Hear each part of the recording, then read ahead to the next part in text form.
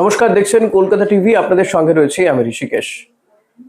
6 বছর পর রাজ্য সরকারি কর্মচারীদের জন্য যে বিধিনিষেধ চাপানো হয়েছিল সেই বিধিনিষেধ উঠে গেল। করোনা কালে তৎকালীন সরকার অর্থাৎ মমতা বন্দ্যোপাধ্যায়ের সরকার রাজ্য সরকারি কর্মচারীদের উপরে একটি বিধিনিষেধ আরোপ করেছিল যে তাদের প্রয়োজনে যদি কেউ বাইক কিনতে চায় বা কম্পিউটার কিনতে চায়, সেই যে জিপিএফ অ্যাকাউন্ট রয়েছে সেই অ্যাকাউন্ট থেকে তাদের প্রয়োজনে অর্থ তারা নিতে পারতো আগে। কিন্তু করোনার সময় সেই সময় যে আর্থিক পরিস্থিতি যথেষ্ট খারাপ হয় গোটা দেশের, এবং সেই জরুরি অবস্থাকালীন কিন্তু অর্থ দপ্তরের পক্ষ থেকে একটা বিধিনিষেধ আরোপ করা হয়েছিল এবং দীর্ঘ 6 বছর ধরেই এই বিধিনিষেধ আরোপ ছিল। ফলত সরকারি কর্মচারীরা কারো যদি প্রয়োজন থাকতো, সে মোটর বাইক বা কম্পিউটার বা এই ধরনের কিছু সামগ্রী যদি সে কিনতে চাইতো, তার জন্য যে আগাম কিছু টাকা সে সেখান থেকে নিতে পারতো এই জেনারেল প্রভিডেন্ট ফান্ড থেকে, সেই টাকা নেওয়ার উপরে বিধিনিষেধ আরোপ করা ছিল।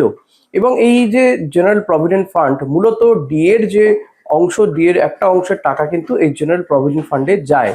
যেহেতু ডিএ নিয়ে অনেকদিন ধরে টালবাহানা চলছে, পাশাপাশি যে রাজ্য সরকারের কোষাগারের যে পরিস্থিতি, এই সমস্ত দিকগুলো মাথায় রেখে এবং করোনার যে পরিস্থিতি ছিল, জরুরিকালীন পরিস্থিতি ছিল, সেগুলো মাথায় রেখে কিন্তু এই বিধিনিষেধ আরোপ করা ছিল।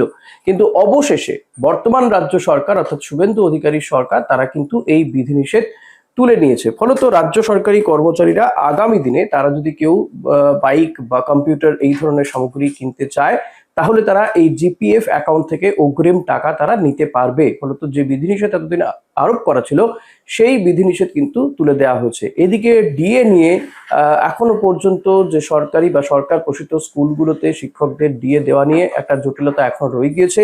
এই নিয়ে আদালত সরকারের পক্ষ থেকে হলফনামা চেয়েছে, সরকার এটা নিয়ে কি ভাবছে সেটা কিন্তু জানাতে হবে।